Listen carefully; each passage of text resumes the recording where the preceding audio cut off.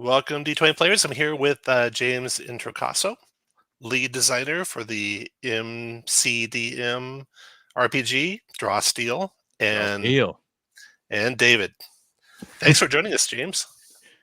Thank you so much for having me. I really appreciate it. Thank you for playing this game, not just once, but twice now. And I know there is another one on the books. So that is a level of dedication that is impressive and makes me grateful, because obviously the game is also still in flux and could change. Will change many more times. And so it's a lot to dig into, especially when, we don't have as many diagrams, illustrations, stuff like that as we would want. So thank you. You're welcome. I have a fun time just, trying out new games, and Roll20 is pretty good for that, for being able to throw in some stuff real quick and get a game going. We had Teos Abadia play. Great we had human. John Merwin play. Great human. Yeah. We had Will from this FNGM play. Great human. And then next time, hopefully, Chris Treant Monk will be able to nice. play. Wow. Okay. Yes. Look at these great humans. That's awesome. So I'll be playing in the next one, and Andrew B, the world's greatest DM, I think, is in. He did win that, yes. Yeah, that's right. That's right. And I don't know what I'm in for, because you apparently percolated the 16-hour adventure down to 3 hours last time. That's right. It was Tom's got a lot to choose from. It was my first time ever running it, so I didn't know how long it would take, and I should have known it would take more than I thought. This is a fine example in part of your preamble. It helps to let people know how long you expect an adventure to take, so that when they're planning their lives, they can pick it up immediately, look at it, and say, is this right for what I'm trying to do? Right. And we failed in that respect. So apologies from us over on the editorial side. But again, thank you for running it. I thought you did a masterful job, sort of weaving the tale. So thank you. Did you throw stuff out? I did. I skipped ahead. So there's a big opening scene, which is really, epic. That probably takes a session, really, to do it justice. Yes. Yeah. And then there's a second scene and a third scene, and probably each of those two scenes could take a whole session as well. But I pretty much skipped all of the middle and went to the end. There you go. Part 1 to 3 can work, though, right? You can really make that work for sure. Yeah. Hi, Ashley. Ashley's with us. We got Rel with us. Hi, Rel. Rel, hello. So I was at Gen Con, and you guys had a presence there. Tell us about how that went. Yeah, so I had COVID. So I did not go to Gen Con. So I can talk about the reports, though, because we did have most of us in our company went. And they were running games of Draw Steel for 2 different groups of folks. So there was, hey, come get a ticket, right? And then we also were at the First Experience Hall. And the First Experience Hall is like all kinds of tabletop games. They ask that, like, don't tell people you're going to be there, right? Because the people who show up there, it's kind of like, it's not because they want to play a specific game, and you get randomly assigned kind of based on your interests, right? So if you like RPGs, particularly fantasy or tactical games, right, like you might get placed at the Draw Steel table, but you don't know that until you show up, right? So what they don't want is like 20 people showing up to play Draw Steel for only 6 seats, and then then they leave, and it's like, well, these other people need folks to play test again, right? So it was good, because we then like the opinion of people who really wanted to check out this game, and the opinion of people who, in some cases, didn't know what MCDM was, didn't know who Matt Colville is, right? Didn't know who I was, anything like that. And so, they had played some D&D maybe and wanted to sit down and check it out. So we did that. We got a lot of really great feedback. And we also, a lot of our team went, so they met artists and, designers, that like new folks, right? Did a lot of networking, stuff like that. And we also just kind of checked out the show. So for I've been to Gen Con a lot, although I haven't been recently. I was hoping to make it back this year, but what can you do? However, a lot of our team members had not been, right? And so it was a good way for them to go see the show for the first time and like see what Gen Con's all about, make decisions about if we were to go back, how would we do it differently, right? Because right now we don't have a game to sell yet. Hopefully by next year, there will be something we could sell. And so what's the best way to sell it? Maybe one of those is Gen Con, right? So we're talking about that and figuring all that out right now. So we'll see. Yeah. That'd be great. That'd be fun if you got that Yeah. out by Gen Con next year. It was packed. 70,000 people sold out before it opened. Every which is, I day think, the too. first time it was sold out Every before day. you got there. They've sold out days before, but not all Yeah. before. Yeah, so it was. I went to the dealer hall on Thursday, and it felt like going to the dealer hall on Saturday. It was just Wow. jam packed. Yeah, that's what I had said to my coworkers before they went. Like, hey, when you go on Saturday, just know that it's like shoulders. You're just rubbing shoulders with everybody. So buy your stuff on Thursday or Friday, right? But they said the same thing. They were like, it was hard to buy stuff on Saturday or on Thursday, right? So yeah, no, it was jam packed. So let's talk a little bit about you're planning to get it out by Gen Con next year. Hopefully, you're thinking about that. Yeah. That's fingers crossed. Okay. And there's going to be 2 books, right? Hero book and a monster book. Is that still the plan? Yes, that's still the plan. So the plan is there will be book Draw Steel Heroes, Draw Steel Monsters, right? And those are exactly what they sound like on the tin. The hero book and the monster book will also include a lot of advice for the director running the game, right? And so you'll see particularly in that monster book, right? We're going to drop a lot of advice for other stuff. What we'd also like to do, and now it's going to depend on if there's space in the book, right? We're subject to the tyranny of the page count, but we'd like to also include pretty robust guides for making stuff that would be balanced with the rest of it in the game. So like opening it up and being like, here's the math on how we made monsters. Here's the math on how we created these different challenges, these different player options, right? As much of that as we can reasonably give and won't make people's heads spin, we want to do, but we need to get those numbers into shape, which is part of playtesting right now. And so it may be that comes out like as a PDF after the fact that you can just get on our website if you want to make stuff for our game. I hope you at least do that, because that'd be pretty interesting to see the background of all that stuff. Yeah, it would be. And I've always like, this is the thing is role-playing games. First of all, the people who play them are very smart, right? And so all we're doing is removing the step of backward engineering stuff, which is always what people do, right? Like we do as soon as we had monster stat blocks, right?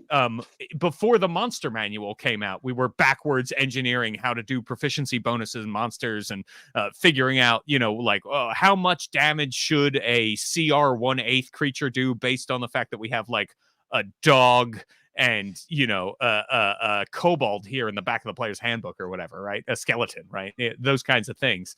So yeah, as you can see, Speaking some of backwards engineering, right? Yeah. So yeah, I awesome. did this. A lot of the basic free attacks are like 2, 6, 9 for the 3 tiers. Let's talk about the power roll real quick. For someone not familiar, what is the base mechanic for the power roll for using the ability? Yeah, so I think last time I was on the show, we had a different core mechanic. So I won't get into what that was because it's moot. Doesn't matter. So now we have this. Whenever you basically do anything that has risk or drama associated with it, right? The same times in a D&D game, you'd roll a d20. In our game, you roll 2d10. Now we got there. Honestly, we weren't just trying to be different than a d20. We started with 2d6. And then we were like, maybe we should be 2d8. And it just turned out that 2d10 was working for us and hitting the sweet spot. And we can get into why if you want to. But the basic idea is you have 3 different outcomes whenever you roll. So if you're familiar with Powered by the Apocalypse style games, or I think a lot of Forged in the Dark games do a similar thing, right? You have these 3 different outcomes where if you roll an 11 or lower, right? So this is roll 2d10, add some modifier, basically one of your characteristics, and there might be some other modifiers based on how you've built your character. So if you get an 11 or lower, right?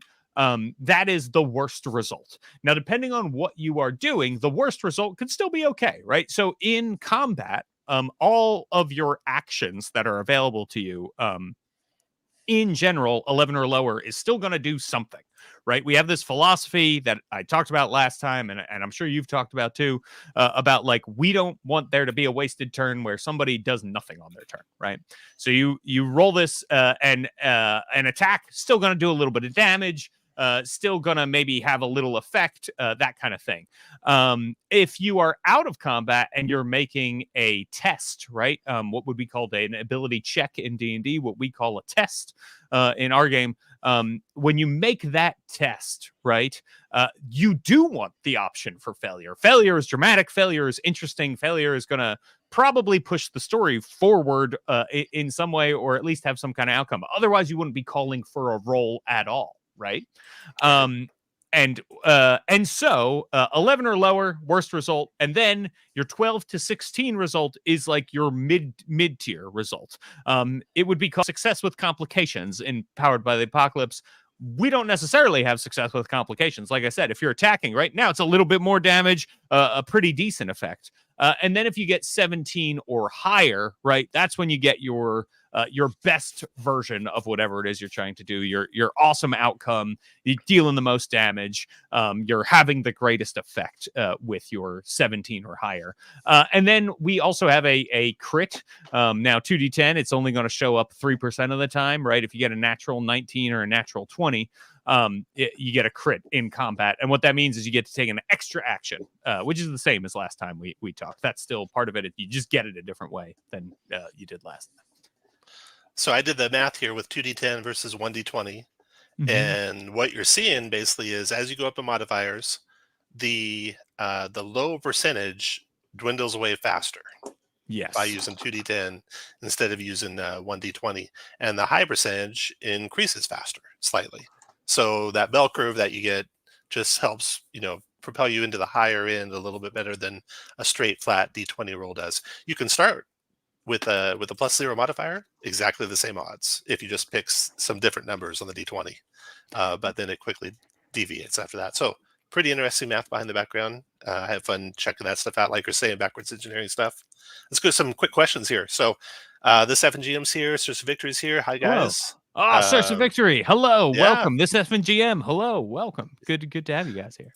This FNGM 17 plus is when you start living your best life. Yeah, that is true. That is true. Tiger Epicap, extra action on a crit is super fun. Is that only in a 20, right? So it's 19 or 20. Okay. And this is a confusing rule and one that I am going to change in the next revision. Oh, good. Because I think I commented on that when I was reviewing it. Oh, did you?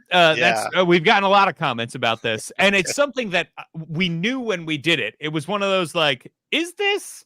Well, we're going to test it, right? And sometimes you test things because you're like, it would be cool if it worked this way. It probably shouldn't, but let's see if people freak out or not, right? And the thing that is true is that like we have whenever you get on a roll a natural 20, you always achieve the tier 3 result, right? And that is because you can have negative modifiers in this game, right? So you could get a natural 20 and conceivably you could be having such a negative time that you should only still get the tier 2 result, that 12 to 16 result. But hey, you got that natural 20, we want you to go up, right? However, we wanted people to crit and get that extra action in combat more often. And so we were like, well, that should happen 19 or 20. Instead of 1% of the time, it should happen about 3% of the time, right? And what has happened is because some idiot game designer right here was like, that 2% of the time that you're gonna be boosted to tier 3 all the time is too much for tests. We ended up with a very good thing, and so we're just gonna go to like, you know what? It's a heroic game. Let's let everybody succeed hard 3% of the time. That's fun. And we'll go from there. So yeah, it's sometimes when game design is your full time and you're very lucky to have that, which I am, you can get too up your own butt about this stuff, which is what excuse the visual there. That's what's happened to me. My head is in the clouds about this stuff. Well, the extra action is just so much fun that I can't believe that no one ever thought of that before, because it's similar to the effect of a crit, in a lot of games, but Mhm. wow, you can do something more. That's just the most fun outcome that's possible. So ingenious. I love it. Thank you. And that's an idea from Mr. Colville himself, right? We were talking a lot about crits and like, well, crits can there are a few edge cases where crits can feel bad, right? Depending on how they're instantiated, right? One is, hey, I get to roll all these extra dice, but they all rolled low. That we've all been there, that's happened, right? Yeah. Mhm. Another one is the, hey, I actually deal max damage, but it turns out this thing only had 1 hit point left anyway. So it didn't really matter that we all knew it, and it's like it didn't matter that I crit. And so what is the thing that can pretty much always matter, right? Is the like, oh, now you get to do another thing. Action economy we always talk about is king, right? In these games that are driven by Mhm. how many actions can you take.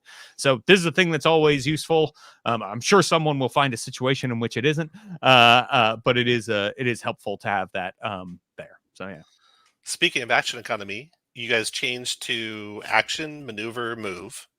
Downgrading action to maneuver or move is okay. Yes. What drove that? Because you started out Yeah. first with just action and maneuver, right? We did. We started out with just an action and maneuver. I love that. Like if you play Shadow of the Demon Lord, right? Mhm. And that's kind of the same thing, right? You can take an action and a triggered action, and you get to move, right? But that triggered action only is good for a certain amount of things. So anyway, it was and you've got fast and slow turns and all that. Anyway, people should play Shadow of the Demon Lord. It's a great game. Shadow of the Weird Wizard if you don't want as much weird, gross stuff. But the so yeah, I was trying this because I thought like this will keep the game simple, right? This will keep it going. We've got all these tactical options, and what was happening was, and our testers called us out on this. We were getting into the place where we're like, well, it would be really nice if you're playing a conduit, right? Which is our version of the cleric. It would be really nice if you could heal and attack on the same turn, right? Like, well, people would like to do that. And so we should give that to them. So then we got into like free maneuvers and free triggered actions and all of these free. And it got to the point where it was like, it's just really, this is like a free maneuver I can use once per turn. And then this is and it was like getting to be too much because we wanted the characters to be able to do some extra stuff on their turn. Our testers had been saying to us for a while, like, we really feel like maybe we should have an extra move. And so we came together and we said, you know what, we can make the game actually simpler by doing this. We can uncomplicate the stuff that we complicated. And the testers have been asking for it. Let's try it, see how it goes. And we tried it ourselves internally first, and we really liked it. And so, and then we did it for them, and we haven't looked back since. It was the right choice, and it should have been something we did a long time ago. Very good. Very good. Okay, a question here from this FNGM. Actual question, James. What portion of the game hasn't been revealed yet, but you are most excited about?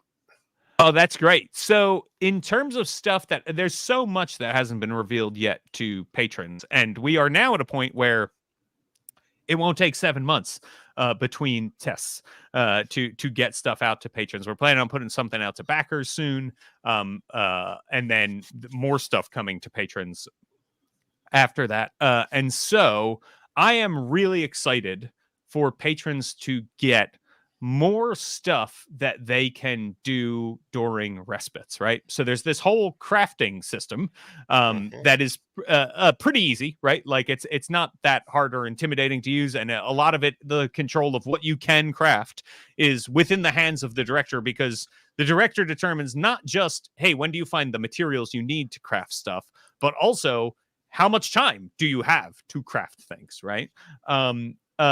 And so we're talking everything from like healing potions to, magic swords and that sort of thing, and also like working with people to research new languages if you want to learn a new language, or uncover a secret dungeon that might be hidden somewhere in the wastes of the desert. Where do we dig, right, to find the Well of Souls, that kind of thing. And so that is a big portion that I am excited to reveal to folks. And then our newest designer, Willie Abiel, did a lot of work on some other stuff that you can do during respites if you don't want to craft or research something, right? Like there's this whole like, hey, do you want to research a cure for this a person who has been petrified by a basilisk? Okay, well, guess what? Now you can do that, right? And it's those sorts of things that are going to allow us to have some more interesting moments in the game and have these interesting sort of downtime things, and there's complications that can happen and that sort of stuff. So the game can feel a little bit more robust when you are taking respite. It will give you things to do, and it puts those things once you have the items you need, once you have the list of activities, those things are in your hand, and you do them during the normal like, hey, I'm recuperating to regain my recoveries and my stamina type stuff. So it makes it easy on the director. The director doesn't have to come up with, okay, you go gambling, let's role play the scene that happens, right? They can if they want to. That's fun. That can be fun to do. But it also means they don't need to give you like a week so that you can go have a party, right? You're in control of when that kind of stuff happens.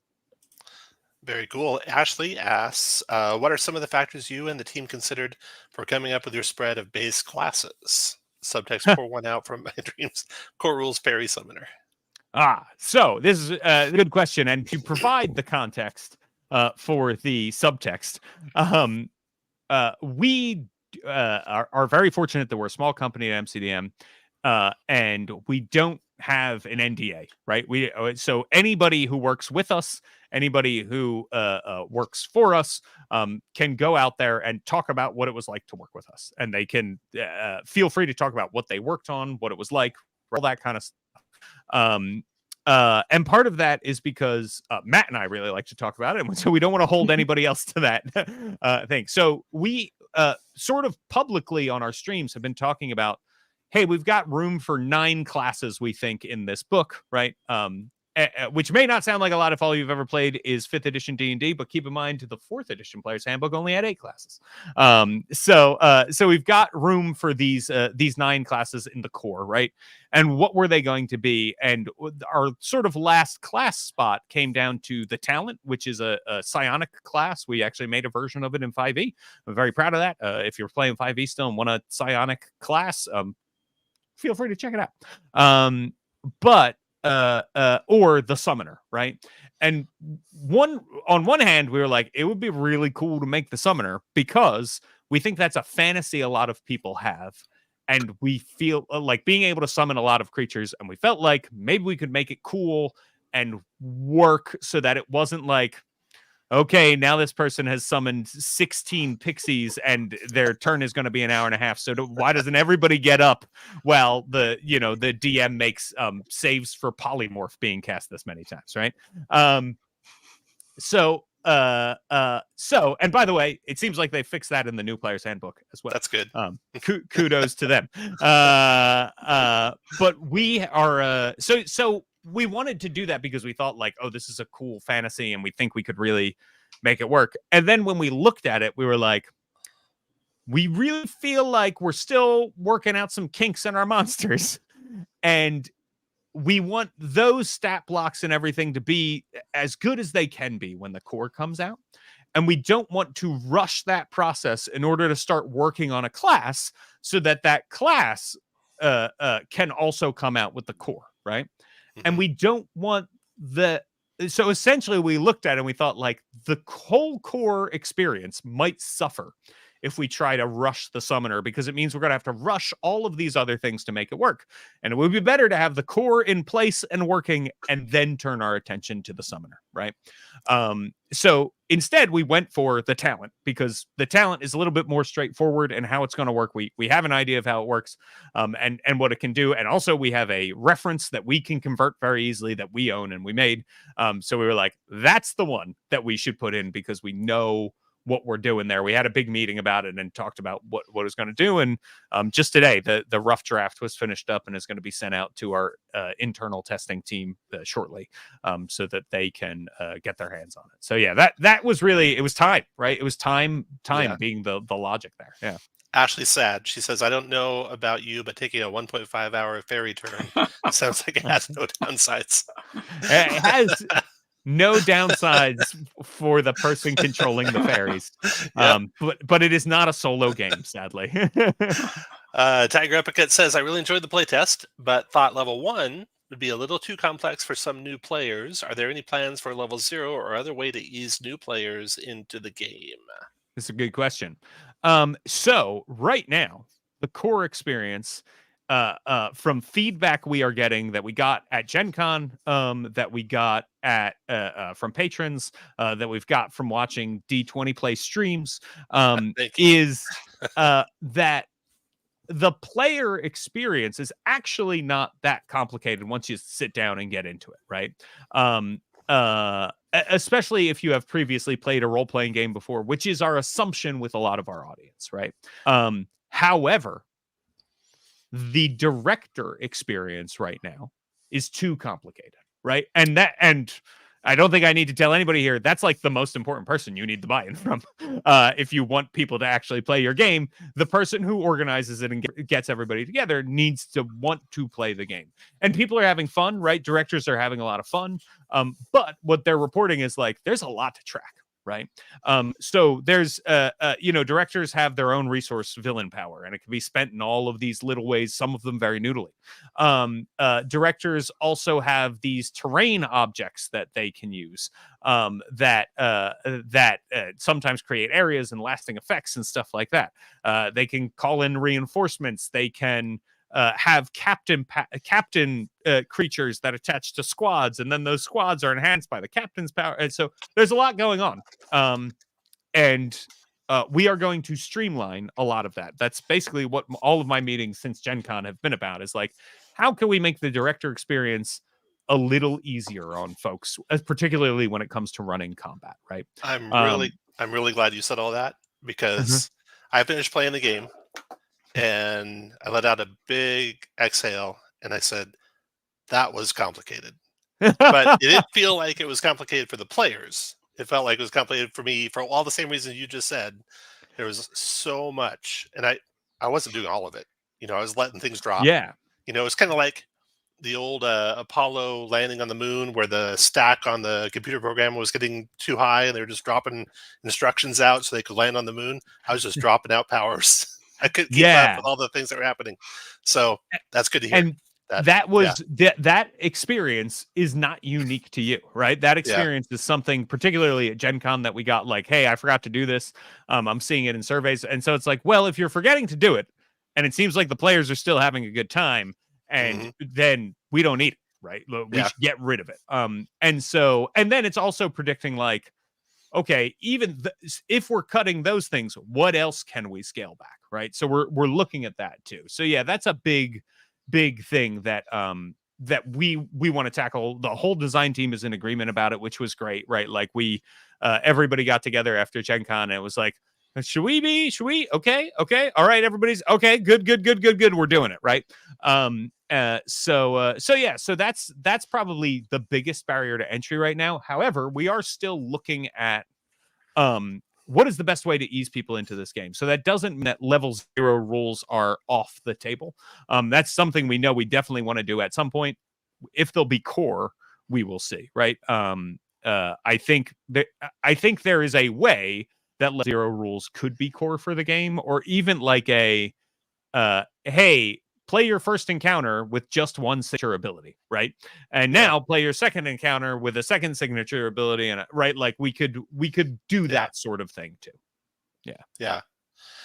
Okay, next question from Faceless 186. Matt mentioned maybe taking another look at early design to ancestries now that the team's bigger. Any updates on that? Yes, so a lot of Matt stream fans here. This is great. Yeah, we're gonna do that. So we're definitely gonna look at particularly elves, and so we have 2 elves, a woad elf and a high elf, and dwarves are really the ones that it seems like need the most attention right now. People seem very happy with humans as they are, which is probably because they're weird and different for humans. And those are good. People seem pretty happy with orcs too. Although we will take a look at everything and go back. We're just waiting on this is one of the things is like, now that we have this big Patreon test out there to a lot of people, some of these things we're going to wait till we have that feedback on to change, rather than say like, maybe this or maybe that, right? Like, we want to see like, well, what do people like before we go change things, and what do people hate before we go change Nice. We got input here from Sursa. Who do I talk to about writing Draw Steel's analog to Tomb of Horrors? Me. Talk to James. Yeah. So listen, I don't know if people are familiar with the great work of Sursa Victory. Oh yeah. But I feel like we're having a negotiation here online, but you're hired, Sursa. So absolutely, like, no joke. I'll vouch for him. One of the greatest I'll be a dungeon positive writers. reference. Yeah. So I think the first thing I played of Sursa's was 4th edition, so it'd be kind of similar to the MCDM game. It was 4th core, I think they called it. Super high deadliness in 4th edition D&D. I mean, when our VTT comes out, this is something that I think about. I don't know if the rest of the team is on board, but I would love to do something like 4th core eventually with this game, where you can be on teams and do all that kind of stuff. So that's it's real fun. It's real fun to play 4th edition that way. Yes, it is. Okay. From Rel, how much design space do you feel still exists in the realm of tactical TTRPG combat? How close are we to the point where we can only recycle and hopefully improved on what has already been done? That's a great question, and it's a question that I feel like hope springs eternal in me. In that, like, people are always finding new ways to do things, and there are always people smarter than me, right? So I feel like the only answer I would give is based on my personal experience and a very myopic view. And what I can say is, the wider net we expand, the more people we work with, the more people we bring in, the better and more original this game gets, because there are people who come in with their own ideas and their own experiences playing other games, right? And that is what makes something unique. And I am sure there's somebody out there who's going to say like, hey, look, I've figured out a way to do 3D combat in a way nobody's done it before, and it's going to be amazing. And we play with, ice cube trays, and like, you know what I mean? There's stuff like that out there. And I think because of what we all do, and the fact that, like, probably the people watching this are the hardcorest of the hardcore fans, right? Mm-hmm. We forget how niche this hobby is. And it's like, there's probably, I don't know, a farmer out there in Nebraska who's going to create the next great tactical RPG and hasn't even touched a role-playing game yet, right? So because there's so few people playing these games right now compared to the rest of the world and everything they're doing. So I think there's probably a lot, and we are just very myopic in our view. And then, of course, there's the other hand, which is that, like, anytime you put out any idea, someone will literally tell you what it's ripped off from, whether or not you actually ripped it off from. Speaking of that sort of direction, was there something going into this game that you thought, no game's ever done, I don't know, grappling right? That to pick something trivial. This is my chance to finally innovate and come up with a good way to do X for the first time. Was that? Yeah, that's a really, really good question. And I think about that every time we sit down to do a game. And for me, right, and I don't know if we've done it, right? We're going to see. But for me, part of that was like this crafting progression, right? I think that a lot of times people will go the video game route, which, video games are great for stuff like crafting, because you can have to collect 6 different parts to create one thing and put it right, like, because a computer's running all of that for you, right? And so we wanted to make it a simple but fun process, putting that together and making it so, like, okay, it's not too complicated. You need one component for each thing that you're crafting. You make these tests and you add it up, you track it all on your sheet, and you're good to go, right? Now, again, I'm saying this, and I think somebody is going to say, "Well, there's this game, and it works that way." I'm sorry, I didn't know, right? Like that's so I hesitate sometimes to answer questions like that because I'm sure somebody has done it, and I just haven't experienced it, right? But that was a big thing for me, was going into that. The other thing that was big for me was thinking a lot about negotiation, and again, I don't know if we've done that right, and I know there are a lot of other games that have like social combat systems, and hey, here's how it would work to do this in this game, and we really wanted to make it a fun role-playing experience as well as like a puzzle that you could put together.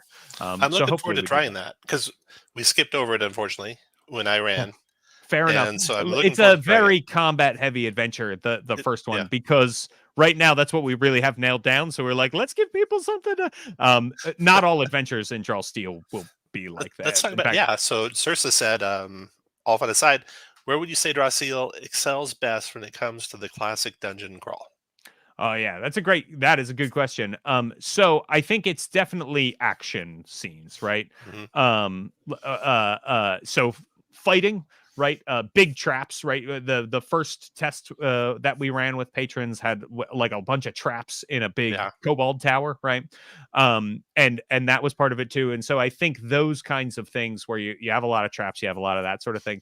This is not a game where you're going to be tracking rations or light or anything like that. But with the tools that we've given people, definitely situations of like, hey, you step into a room, you hit the tripwire, the skeletons are falling down from the ceiling now and assaulting you as the blades start whirring in the ceiling to come down to crush you. Those are the kinds of things that Draw Steel hopefully does best, because we've spent a lot of time on stuff like that. So I'm hoping that, that it does. So that's absolutely up Sursa's alley there. Yeah, that's really, that's a Oh good yeah. way to say. I really love the emphasis on drama in Draw Steel. Oh, thank you. Thank you. The 7GM asks, how do we write for MCDM? What's the third-party licensing looking like? Good question. So we would like to have a license that allows people to make stuff for this game. We believe that that is good for us. We believe that that is good for other people, hopefully, you know? And so we are currently working on one. Our hope is that we will have that out, by the beginning of the fall, if not before then, before the game comes out, so that people can see what it is and start making decisions about whether or not they want to make stuff for it, right? And we're looking, when we look at stuff, we look at like the Shadow Dark license, right? Because that's in our opinion, that's a pretty like open license that allows people to make a lot of stuff and is pretty simple and easy to understand. We look at the Morkborg license, right? Like these are things that we're sending to our lawyers and we're like, how do we get something like this? That's and our lawyers are great because they play these games. And so they're not necessarily just trying to protect us, right? They're like, no, we get what you want to do and we understand why you want to do it because it's good for business. So let's, like, this is the way they did this and it's great and it protects you, it protects the person doing it, it's all in writing, it's plain English, like let's get it done. So what we're looking at, right, is something that's really going to allow you to make stuff as much as we can. So that's the plan, right? We really want people to be able to the fact that somebody might actually make something for this game is mind-blowing to me, and I would like to make that happen. It will be a dream come true when I see the first Draw Steel product that was not made by me. So that'll be awesome. Another question from Digital Janice. What challenges do you anticipate as you develop for the higher level game? Are they similar to the issues with high level D20 fantasy or very different? Yeah, good question. That's what we're working on right now, right? We're starting to test levels 1 to 3 of a bunch of stuff, and so while we're waiting for feedback, we're moving on and we're getting stuff ready for the rest of the game. And I think one of the things that we are anticipating, right, is some of the typical D20 stuff, which is that like, oh boy, if this game gets more complicated with the things that you can do, it means that like even if you play 5th edition D&D at 20th level, it can get it can get long and it can get bogged down as you're like, okay, let's go over prismatic wall again, and what happens when we put the Tarrasque in a dome made of a prismatic wall, right? Like those sorts of things. It's like, all right, the Tarrasque about to make 9 saving throws, here we go. But those things are also very fun. It's fun to put the Tarrasque in a prismatic wall. And so we need to look at how do we, in a game that is already tactical and crunchy, make sure that we're not uh, uh, uh, just taking that problem of things are so complicated for the director and kicking it down the road to 10th level, right? Or to 5th level, whatever it may be. And so I was in a meeting today where we were talking about the size of creature stat blocks. And it was like, okay, so we know that minion stat blocks should take up 1/8 of a page, and normal creature stat blocks will take up 1/4 of a page, and some will take up half, and solo creatures will take up a full page, right? And what happens when we get into higher level was the question. And I was sort of adamant that like we should be making things more powerful, but we should be we shouldn't make minions more complicated than they already are, because the idea of minions is you want a lot of them on the field, and that mental load, like it's not like you suddenly become a 10th level elementalist and you can hold all of these things in your head. No, you're still a person, right? And you still need to be able to. And so yes, you'll have more experience playing the game, but the one thing we know about the director is like, unlike the person who is playing a character who it's like, oh yeah, the stuff that I've been doing since level 1, I now have memorized, and now I just need to look at the new stuff. You have a whole new stat block, a whole new set of stat blocks in front of you, right? Whole new challenges, whole new maps. So like that doesn't get necessarily easier. Like running the game, you might learn some of the rules a little better, but there's a threshold there where all of a sudden you were running kobolds, then you were running trolls, and now you're running a lich, and all of those are very different. And so we need to make sure that like our ceiling of complexity stays where it is, and now we're just increasing power in terms of monsters. For players, it's a little different, right? For the exact reason I just said, we can say like, hey, let's put a little bit more complexity here, let's do this. But we want to make those things fun, we want to make those things interesting, and we do want to make it that you don't have to read more than like 2 sentences of text to resolve effects. We'll see if we get there. Right, this is easy for me to say right now as we're not doing it. So yeah, we'll see as we get. But that's the big thing, is like we want to watch complexity, because we're already in a space where people are telling us like, whoa, this was hard. And so we're scaling back there. We want to make sure that we continue that trend throughout. That's the challenge. I think high level D&D saw the same thing. They released the Green Dragon for the 2024 version, yes. the Ancient Green Dragon, and it got smaller. The stat block is smaller. Its lair actions are kind of built in, so they're not a whole separate list of things to do. So definitely that's a trend that is going to be good. Yeah, keep it simple but powerful, like you're saying. Oh yeah, I mean, listen, that dragon. I think I saw this right, that they have a reaction they can use when they spend a legendary resistance, which they now have more of, where they like can throw a ball of poison gas. So not only does your polymorph fail, you actually made the dragon shoot gas all over us, right? Like, they're deadly. They can, like, they're not messing around. Charm monster like 4 times around or 5 times around. So yeah, they're not easy things to fight, but it's pretty simple stat block. So yeah. So it can be done, right? And we want to stick to that. Back question on licensing. Curious about the things that are specific, like Miminek, Time Raider. So like D&D, they don't license out like Beholders, for example, right? So do you think that'll be open, or it'll be some stuff you retain? That is a good question, and one that I cannot answer super confidently because I'm not the one putting together the license. However, I will say that I think I think what we will say is like, we want you to use Memenek and Time Raiders. So I don't think they're going to be blocked off. And the other thing is, I think we would like, if you want to write an adventure that takes place in the MCDM universe, right? The Timescape or Vesloria or that kind of thing. I think we want you to be able to do that too. We just don't want you to necessarily take our adventure that we've written and publish it as your own, right? And so that's kind of going to be where the line is. I think there's going to be certain things where we say, like, this text here belongs to us, but you can still use some of the proper names and stuff from it if you want to. These, but like stat blocks, go use them, right? If you need to reprint a stat block because it's referenced in your adventure and you're expecting people to buy your adventure, great. Like that kind of thing. I think we really want, again, we want to make it easier for people. So we're not really looking at the SRD or the OGL as our model for a license, right? We're looking at something a little more open for that. Looking at the creature, well, the player character or species that you can play, I see some of them are familiar. You've got elves and dwarves, and some of them seem like different names for things, and some of them just seem completely new. How is that going to look with the monsters? Are we going to see a lot of familiar monsters, or is it going to be a lot of different novel things that that are unique to the game?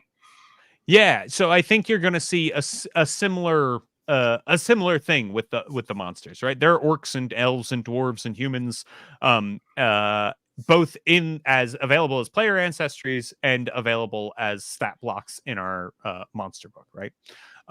There are going to be things that you'll recognize from flea mortals, right? That, for instance, you'll see overminds and voiceless talkers, which are sort of related to other creatures in other IP that you may. I think I know which creatures you're talking about. Yeah. But then you're also going to see original creatures, right? One of our biggest factions is actually the war dogs, and so the war dogs are like people who have been reconstituted and stitched together from a bunch of body parts, right? And they are so sort of Frankenstein-y in that respect, right? But then they are they also take on like a Mad Maxy villain type thing. They have like, you know, flamethrowers and giant chain whips and things like that, right? Like, and they wear these like weird masks and have tubes coming out of them that keep them together, right? They're very almost sci-fi-esque, post-apocalyptic-y looking type stuff. And they're a pretty big faction. We have a demon section, right? But none of the demons are going to look like demons you've seen in other role-playing games. Like they are, you know, our take on demons is very different. You're going to see whole new creatures too. I've got space in the monster book outline where it literally just says like original creature, right? And that's because we're going to figure out what that is, right? And some of them we've come up with and some of them we haven't. So you're also going to see the return of, if anybody has Flea Mortals, my favorite creature was created by an author named Paul Hughes, worked on Level Up 5e Advanced, and has done a lot of work for us. Really great guy. He made this creature called the Bread Beetle that I just love so much. We had to bring it in ours, and it's a giant, a headless giant, right? Who is still alive and walking around, and the giant can lop off your head, and when they lop off your head, you still live for 24 hours without your head. They can take your head and put it on their stump, and they like assume your appearance, right? Their body shrinks down, they have your, and you have 24 hours, you and your friends, then to get your head back, right? Like it's like built-in adventure. And like there's a strength check involved where you run up to them and you try to like pull the head off. And they can, like, if they're in trouble, they can take off the head and throw it and then run away, right? To distract. It's great. It's great. Very fairy tale. And so the Bread Beetle is going to like come back, right? And stuff like that is also in there. So yeah, it'll be a mix of stuff for sure. The same way it's a mix of stuff in the ancestries. Good question here. Minis. You guys gonna have minis with WizKids or anything like that? You know? So our mini partner right now has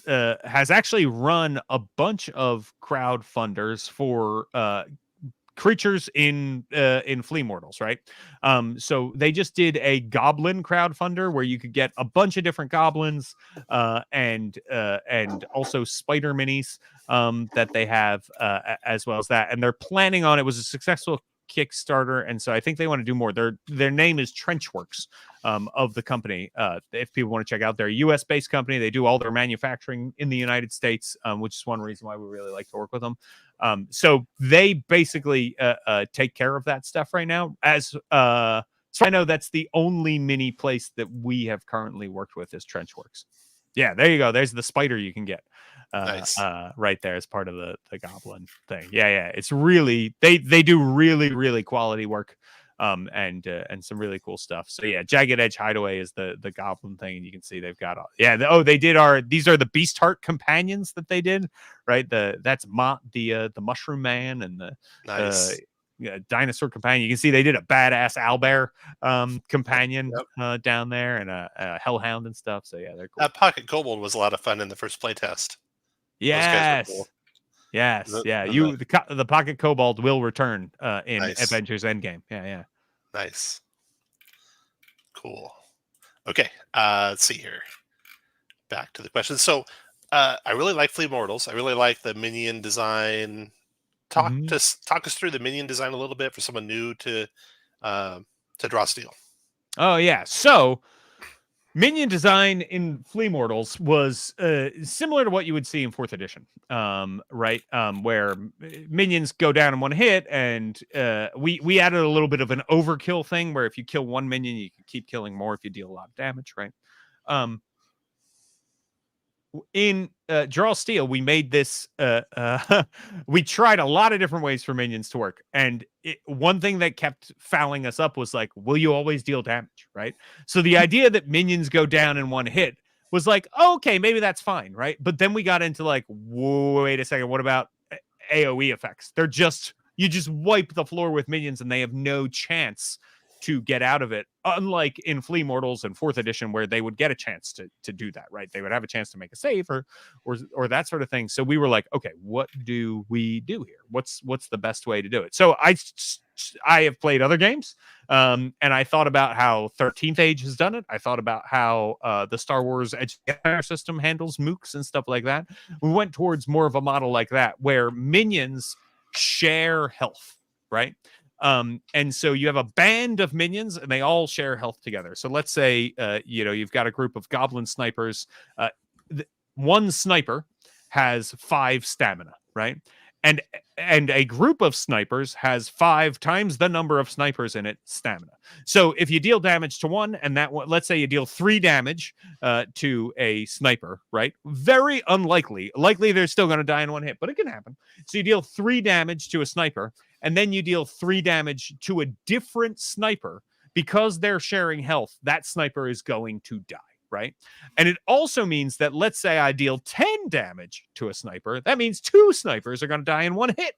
And so that's the kind of basic idea, is you're tracking it that way through this damage threshold system, where you're like, okay, every multiple of 5, one of these is going down, right? And we have advice about how to get set up and do that, and we're going to see if that works and how people like it. We really liked it in testing, but we're a bunch of math nerd game designers who have thinking about this game too much, so we'll see how other people feel about it. The other thing we did was again, it has to do with auto damage, right? Minions used to be able to like gang up on somebody. And that was sort of their encouraged mode of play in 5th edition, was gang up, because we all make one attack at once. We all attack you. And if we hit, we're going to deal a lot of damage to you if there's a lot of minions in this group. If we miss, we all miss together, right? But given where we were, one of our new designers, a guy named Robert DeJordovich, cracked the code, and he was like, it should be the opposite. It should be that a band of minions still makes one attack, right? But they all attack individual different creatures, right? And then we can pump up the damage a little bit more, make them more threatening, that kind of thing if we want to, but it'll still make their turn go fast, because it'll be like, boom, okay, all of you are getting attacked right now, 5 damage to all of you, right? And then we can move on that way. And that also then prevents a minion from ganging up on somebody and saying, haha, David, well, guess what? That's just 20 damage that you couldn't do anything about, right? Which that doesn't feel very fun for anybody. So yeah, It worked pretty good when I played it. I oh think good. I think it worked good. It was a little odd when there was a group of minions and only one character there. Uh-huh, And the rest of the party was across the room. Like, well, okay, this group surrounds you, but you only take this one attack.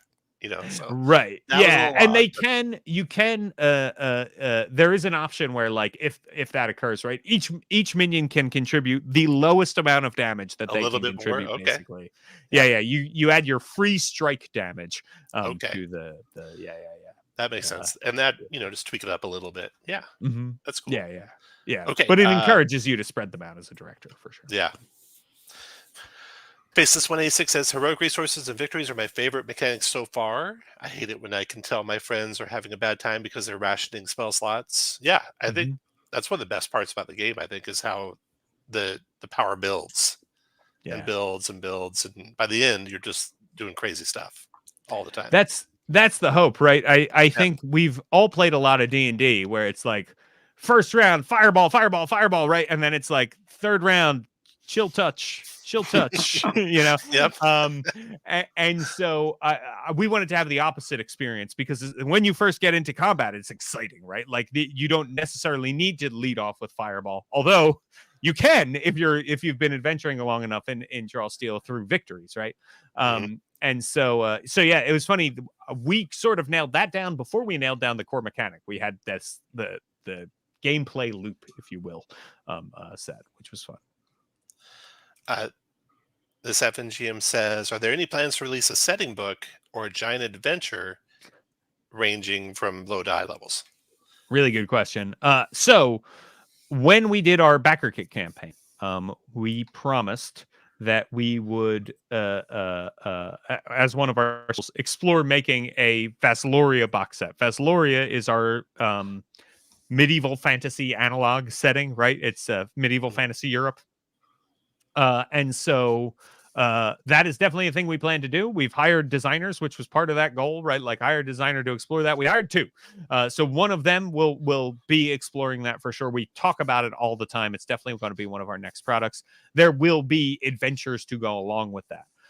Because this game only goes from level 1 to 10, I do think you'll probably see that adventure span a significant amount of the game. I don't know how much yet. We haven't really outlined yet what that's going to be, but we would really I would love for that to go to the whole, all 10 levels.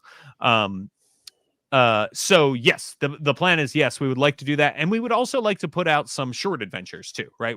I would love for there to be some sort of free or very cheap version of, you can download these PDFs online and start playing tonight if you want to, and it's a short adventure with pre-gens that has very simple encounters and introduces you to it and walks you through. I think actually I don't know, the Pathfinder 2 starter set is really great, and it literally has like a card when you open it up that's like, hey, are you playing this hours from now? Then do this. Are you playing this right now?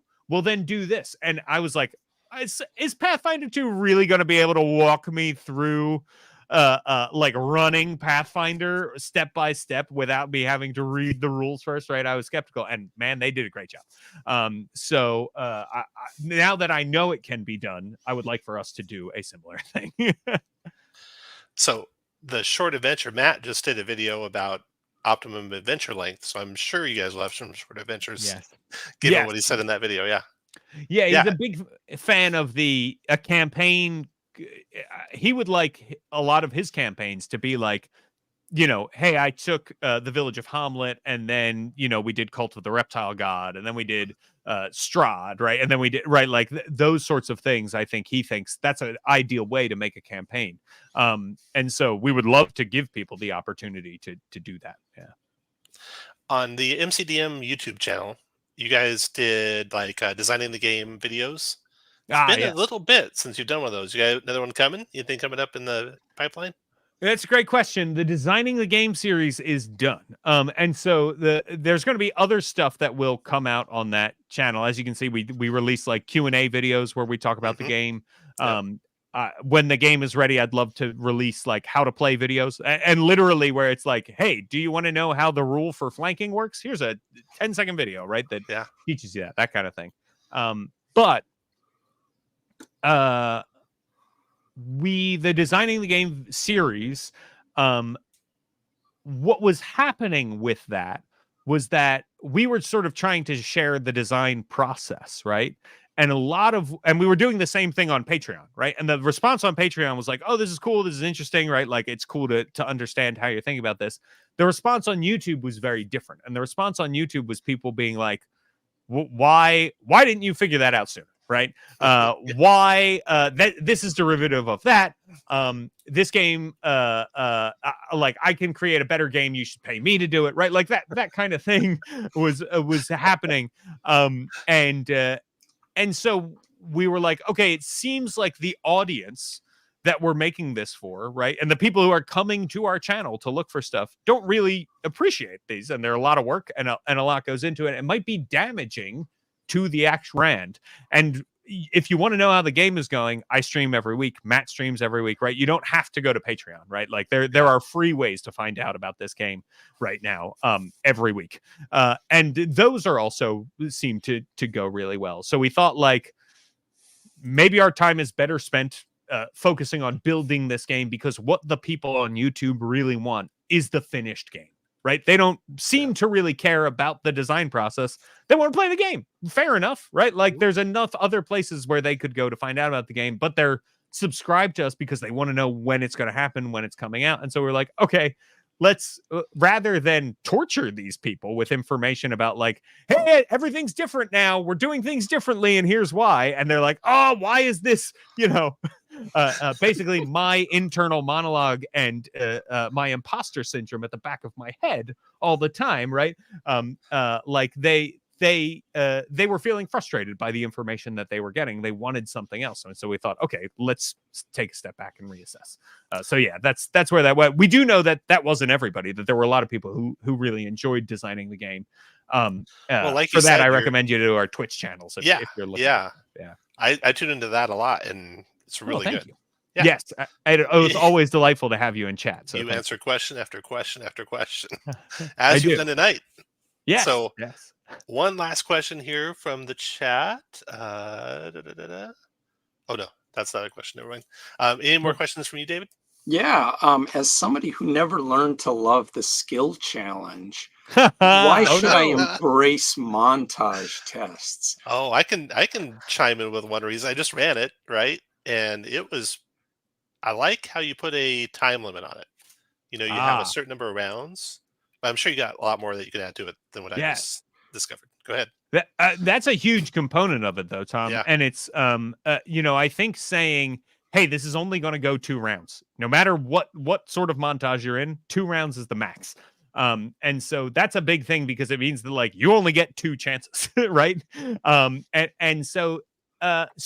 one of the things that, and we did a lot of things. I really liked skill challenges in 4th edition. So we're coming from different places, right? And it may be that you're like, I'm just never going to use a montage test and my game will be fine. That is okay. And no one will be mad. However, one of the big things that I identified as a problem as we were testing montage tests was that, like, people really, really, really, and if Ashley is still here, she is one of the people who rails against montage tests.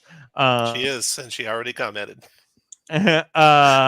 So one thing that we learned about montage tests, right, is that players in games in typical fantasy RPGs like D&D and like Draw Steel, they don't like to have not all of them, but many of them don't like when they have to also come up with the challenge that they are trying to solve, which to me was a baffling thing as it was said, because I was like, well, why is that happening? Right? Like, that should not be the case. I've never run a skill challenge that way, but it seems like, and I went back and I read it, and sure enough, people are interpreting it as like, I as the director say, you've got to cross the swamp and then go. Right. And it's like, oh, okay, well, there's gnats. And I use nature to find a natural bug repellent, or, oh, the swamp is deep. And so I use athletics to move through the mud. But those challenges should be things that are being told to you by the director. right? The same way any other challenge is kind of getting presented to you. And so saying like at the beginning of the montage challenge, okay, here's a bunch of stuff you have to overcome, right? There's a bunch of stinging insects in this swamp. There are a bunch of the mud is thigh high to a human, right? That's going to be really hard to get to. It's really hot. You're going to have to figure out how to deal with the heat, right? Like giving them those things and then having them say, okay, now I need to go down this list. I'm going to solve this. You solve that. You solve that, right? Like, and saying like, okay, each person really only needs to solve each thing once, right? And then, so those sorts of guidelines are infinitely more helpful for folks to have. And so we do want you to, at the beginning of a montage challenge, say, here's what you've got to overcome. And then also in the middle, you can say like, okay, you overcame all these things. Guess what else? Now there's all these other things that have come up too, right? You can throw curveballs and surprises. You can keep it engaging as if it were an encounter rather than it having it be a thing where you step back and you're just checking rolls all the time and the players feel frustrated because they're sort of listless and don't know what to do. That's not fun. That's, you know, that's a bad college improv show, and nobody wants that. So yeah. Does sound like an improved approach. So Yeah, definitely. I'm eager to try it. Yeah, we'll see. And if you don't like it, let me know. We can still change it. Still time. So if I can get on the DM David blog as skill challenges have now been solved, I'll quit. I'll retire. That's great. All right. Well, on that note, thank you very much for coming on, James. Thank you for having me. I'm looking forward to the next play test. I'm looking forward to playing this one again, giving it a little bit more time so we can get into all those negotiations and montages that Dave wants to do. Make sure he gets the full experience. All right. Yeah. Thank you, everyone.